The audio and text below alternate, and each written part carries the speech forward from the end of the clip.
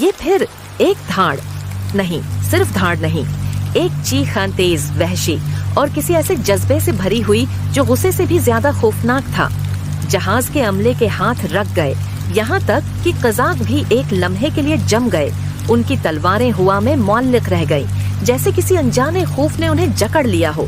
یہ آواز، یہ تو جیسے اس جہاز پر نہیں، اس دنیا میں ہی نہیں ہونی چاہیے تھی۔ اور پھر اندھیرے میں سے ہارون نمودار ہوا۔ وہ جہاز کے عرشے کے داخلی دروازے پر کھڑا تھا، ہلکی مدھم روشنی میں اس کا سراپا سایہ کی طرح دکھائی دے رہا تھا۔ اس کا جسم تناؤ میں تھا، سانسیں گہری اور پرسکون، اور اس کے دائیں ہاتھ میں ایک قزاق کا کٹا ہوا سر، جسے وہ بالوں سے پکڑے کھڑا تھا جیسے کوئی خوفناک ٹرافی۔